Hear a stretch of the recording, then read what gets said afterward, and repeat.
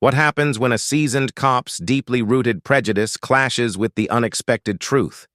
One routine stop changes everything as a young black woman's quiet resilience forces him to confront his own bias. Will this shocking encounter spark redemption, or will ignorance prevail? The sun crept over the skyline of Ashtonville, a small yet bustling town where the diversity of its residents was both its strength and its challenge. Officer James, a seasoned cop with over 15 years on the force, sipped his black coffee as he adjusted his belt, preparing for another routine day. The police station hummed with activity. Radios crackled, phones rang, and officers exchanged banter before heading out on their patrols. James exchanged a nod with Officer Martinez, his younger partner. "Another day, another dollar," Martinez quipped. James smirked, though his tone carried a faint edge. "Or another round of explaining the law to people who don't want to follow it." Martinez raised an eyebrow but chose not to respond. As James stepped into his cruiser, he glanced at the bulletin board by the exit. A flyer about a community outreach event promoting racial unity caught his eye, but he dismissed it with a quiet scoff. "More talk, less action," he muttered under his breath. His biases, honed over years of selective experiences, occasionally seeped into his demeanor. Subtle but unmistakable. Driving through Ashtonville, James observed the contrasting neighborhoods. The downtown area buzzed with professionals of all backgrounds, while the outskirts told a different story. Boarded-up shops, graffiti-streaked walls, and groups of young men loitering on street corners. To James, these sights reaffirmed his worldview. Some things never change, he thought, shaking his head. At a red light, he glanced at his dashboard camera, ensuring it was functioning. Protocol was everything, especially in a town where tensions between law enforcement and the community had been steadily rising. Ashtonville's diverse population often found itself at odds, with mistrust simmering beneath polite smiles and cautious interactions. The radio crackled, pulling James from his thoughts. "Unit 3 respond to a suspicious vehicle reported near Maple and 5th, the dispatcher announced. James acknowledged the call and turned on his siren. As the cruiser weaved through traffic, James couldn't help but anticipate the scene. For him, every stop was a calculated move, every encounter a test of authority. But today, unbeknownst to him, the encounter awaiting him at Maple and 5th would be unlike any other, a moment that would challenge everything he thought he knew about justice, identity, and himself. As James pulled up to the intersection of Maple and 5th, his eyes immediately locked onto a sleek black luxury car parked slightly askew along the curb. It stood out against the backdrop of modest storefronts and weathered lampposts. The vehicle's tinted windows and polished exterior seemed almost out of place. "Suspicious vehicle, huh?" James muttered to himself, stepping out of the cruiser. He adjusted his belt and put on his sunglasses, his authoritative demeanor kicking in as he approached the car. Inside, Alisha sat calmly, scrolling through her phone. Dressed in a sharp navy blazer, her poised appearance exuded confidence. Oblivious to James's approach, she barely noticed him until he tapped on the window with his flashlight. Startled, she rolled down the window halfway, offering a polite but puzzled smile. "Good morning, officer. Is there a problem?" James's tone was curt. "This vehicle doesn't seem to belong here. Mind telling me what you're doing?" Alicia's smile didn't waver. "I'm waiting for someone. Is there an issue?" James studied her, his gaze lingering a moment too long on her dark complexion and the car's plush interior. "Do you have ID? Registration for this vehicle?" Alicia's brows furrowed slightly, but she complied, retrieving her license and handing it over. "Here you go, the car is mine."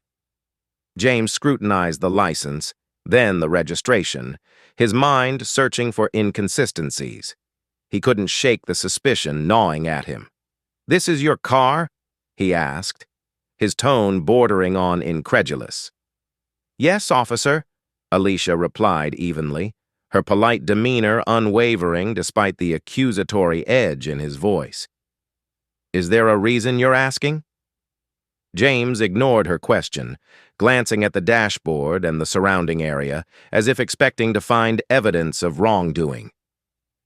This isn't exactly the kind of neighborhood where you'd see a car like this. Alicia's lips tightened, but she held her composure. I wasn't aware certain neighborhoods had car restrictions. Her response caught James off guard, but instead of retreating, he doubled down. Just doing my job. We've had reports of suspicious activity around here. By now, a couple of pedestrians had slowed their pace, subtly observing the interaction. Alisha noticed but kept her focus on James.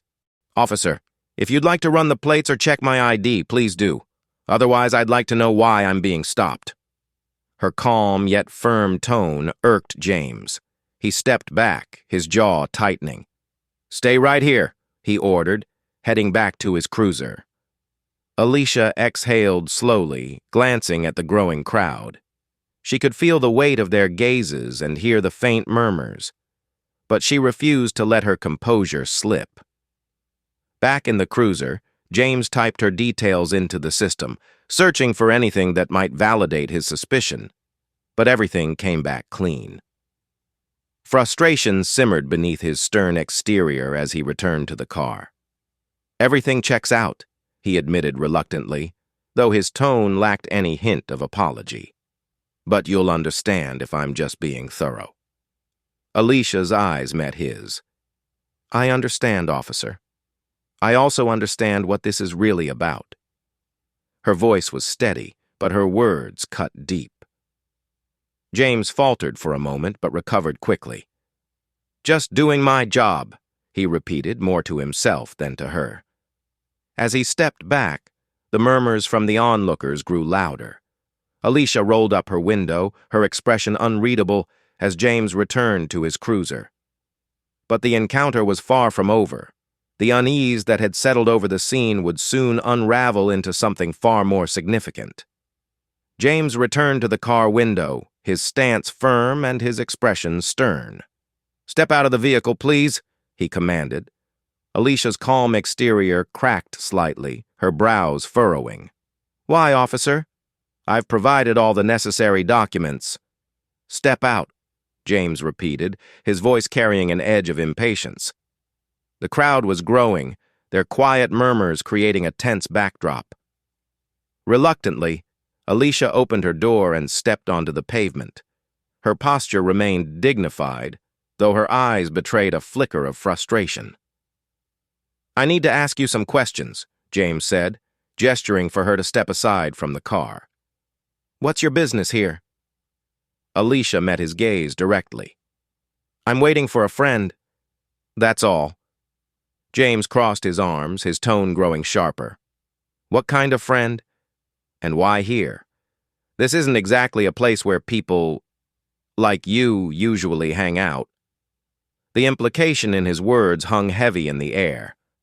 A murmur rippled through the onlookers, and Alicia's jaw tightened. Officer, I don't think that's relevant. Everything's relevant, James snapped. Who are you meeting? What's their name? Alicia's composure wavered, but she stood her ground. I don't see how that information pertains to this situation. James took a step closer, his voice low but firm. Listen, if you're not going to cooperate, I'll have to assume you're hiding something. Is there anything in the vehicle I should know about? Drugs? Weapons? The accusation, baseless as it was, caused a collective gasp from the crowd. Alicia's eyes flashed with anger. No, officer. There's nothing illegal in my car. James smirked, a slight but unmistakable gesture.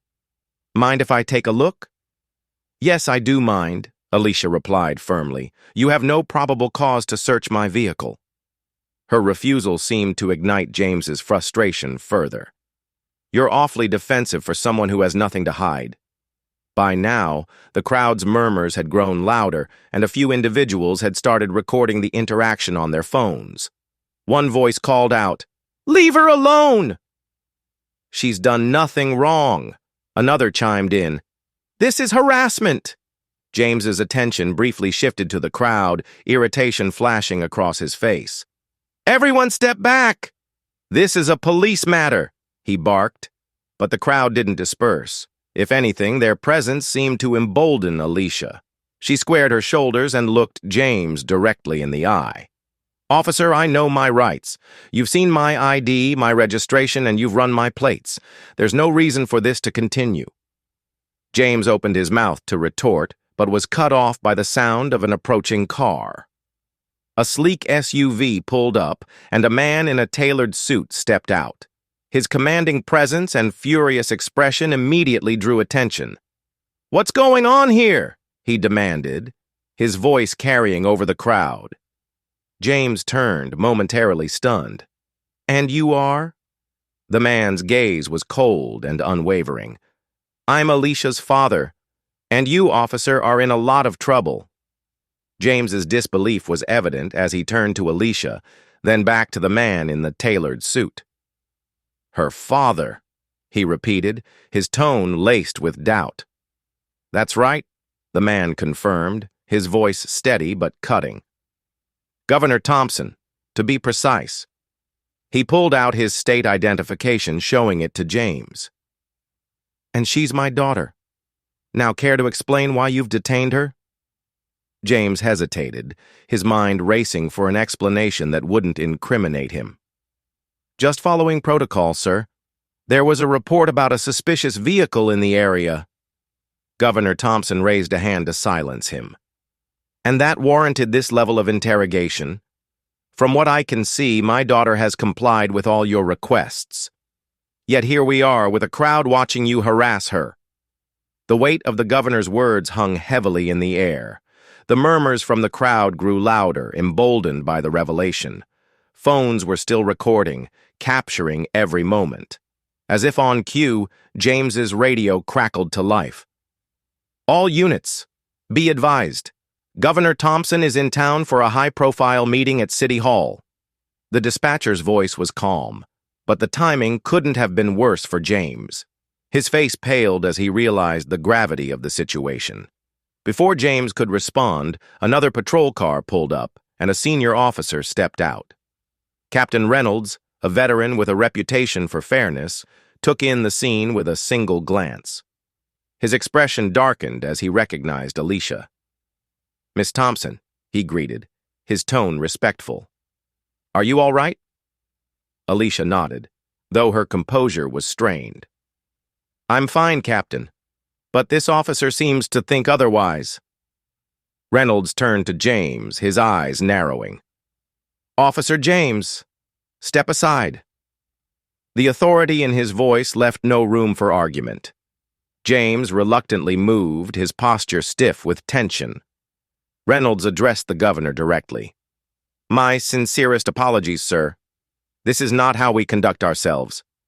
Turning to Alisha, he added, "You have my word. This matter will be addressed immediately."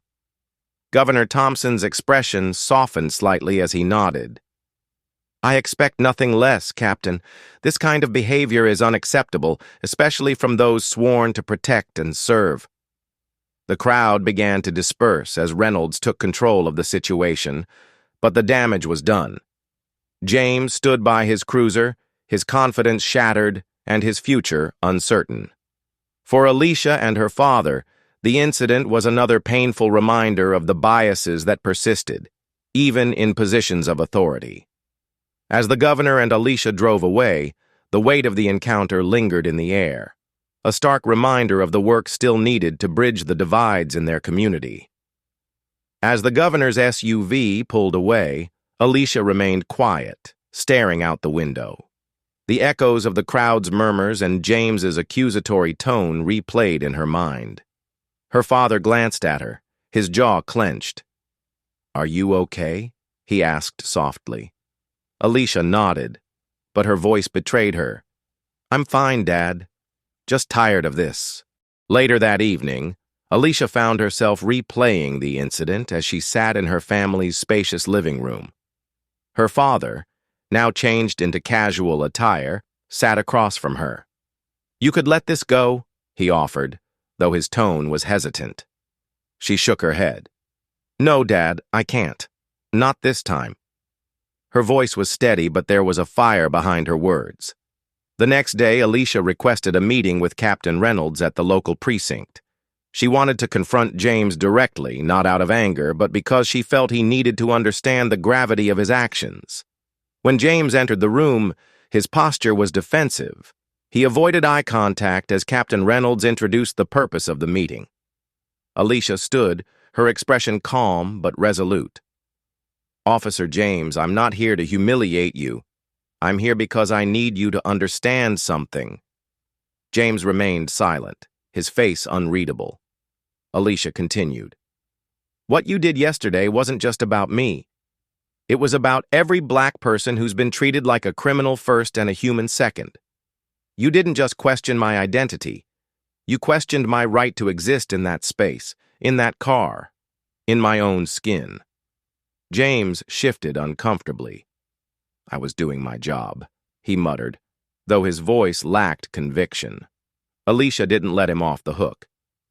"Your job isn't to judge people based on how they look. It's to protect and serve everyone equally. Do you even realize how exhausting it is to constantly prove that we belong? My father is the governor, but even that doesn't shield me from moments like this. What about the people who don't have the privilege of a title? What happens to them?" Her words hung in the air. James finally looked up, his face pale. "I didn't think—" "No," Alisha interrupted, her tone firm but not unkind. "You didn't. And that's the problem. You didn't think about the weight of your actions or the message they send. You have the power to change how you see people, but that starts with admitting there's a problem." James stared at her, his eyes filled with something resembling regret. He paused, struggling to find the right words. "I didn't realize how much harm I was causing. I thought I was just doing my job, but now I see it differently." Captain Reynolds cleared his throat. "Officer James, this is an opportunity to reflect and learn. We're implementing mandatory bias training effective immediately. I suggest you take it seriously." Alisha stood, her posture as poised as ever. "Change doesn't happen overnight, Officer James. But it starts somewhere. I hope you'll take this as a chance to be better, not just for yourself, but for everyone you serve." James nodded, his voice quiet. "Thank you for saying what you did. I'll think about it." As Alisha walked out of the precinct, she felt a mix of emotions: relief, exhaustion, and a flicker of hope. The journey was far from over, but she had taken a step forward. And maybe, just maybe, James had too. James sat in his modest apartment that night, the silence around him heavy and unforgiving. The faint glow of the television played in the background, but he wasn't paying attention. His mind replayed the day's events over and over, each detail etched into his thoughts. Alisha's steady voice, the crowd's judgmental stares, and the governor's cutting words. He'd tried to defend himself earlier, but now, alone with his thoughts, he couldn't escape the nagging feeling that he had been wrong. He glanced at his laptop on the kitchen counter, hesitating for a moment before pulling it closer.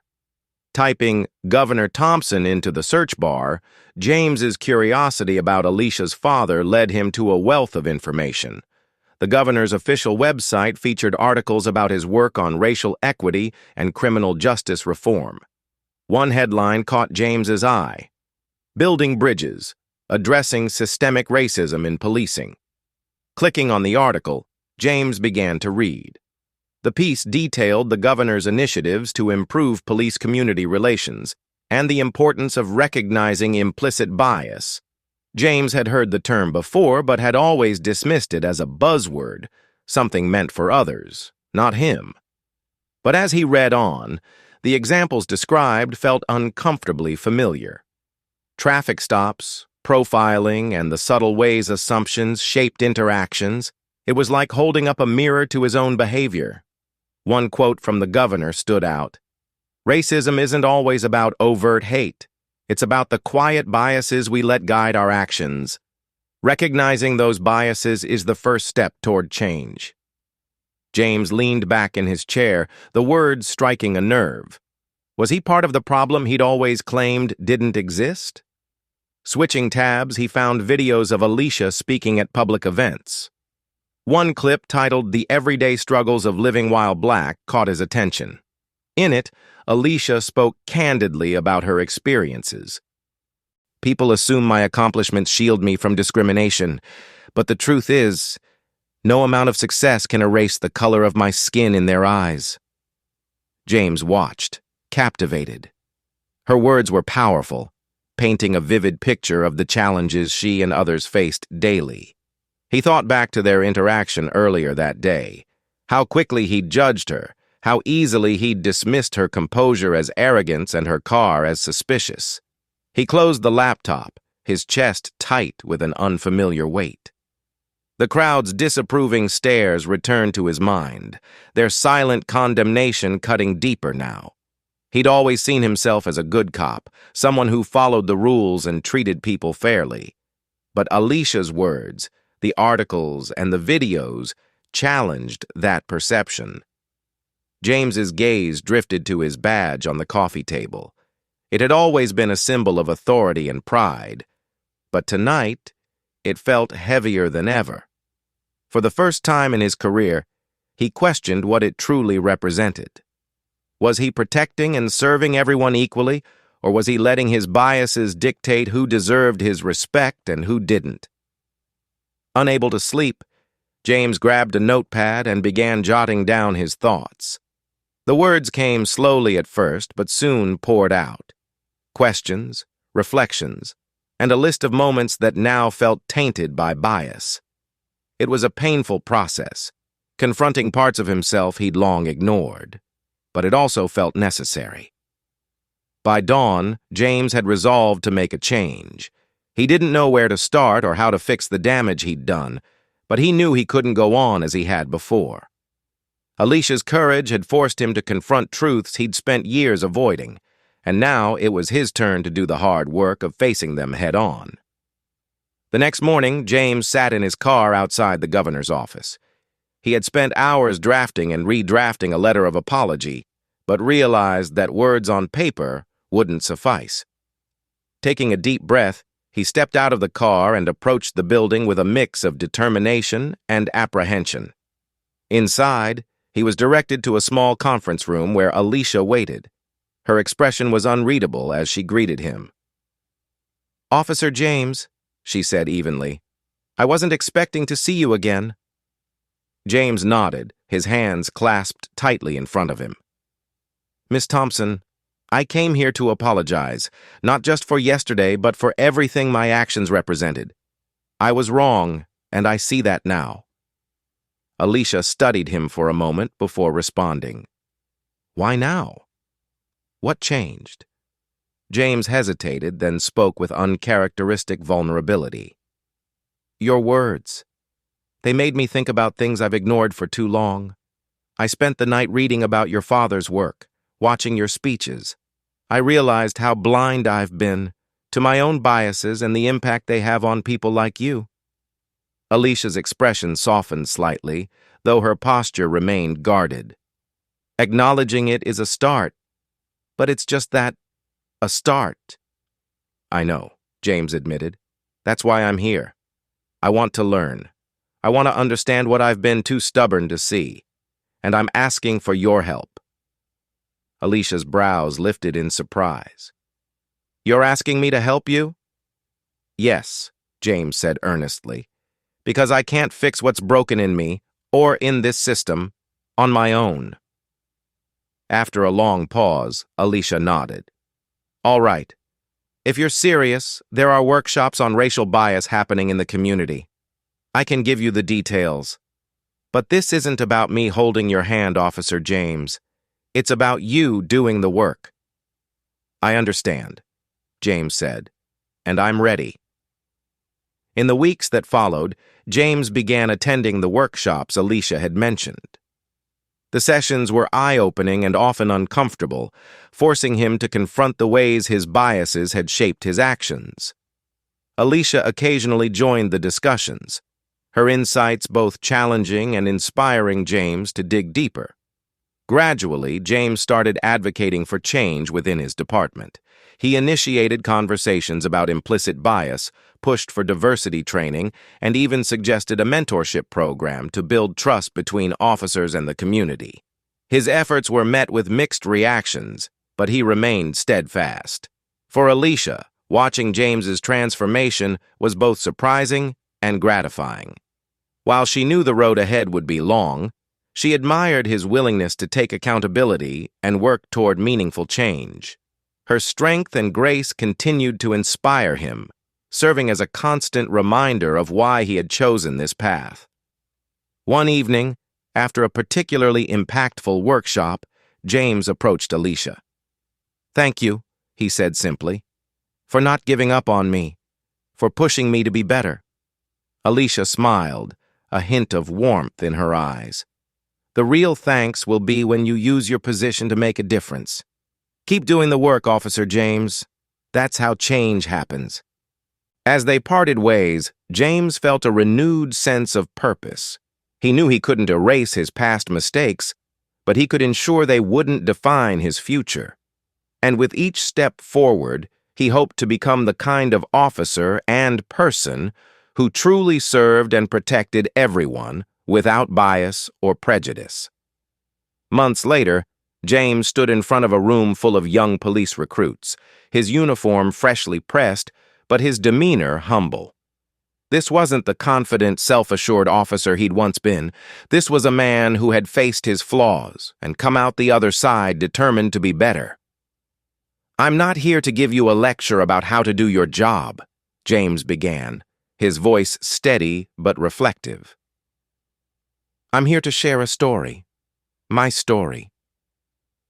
The room grew quiet as James recounted his encounter with Alisha, the mistakes he'd made, the biases he hadn't acknowledged, and the lessons he'd learned.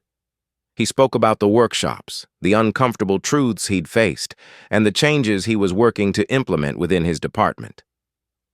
"Being a good officer isn't just about enforcing the law," he continued. "It's about understanding the people you serve. It's about recognizing that everyone comes with their own story, their own struggles. And sometimes it's about looking in the mirror and asking yourself hard questions." James paused, his gaze sweeping across the room. "Change doesn't happen overnight.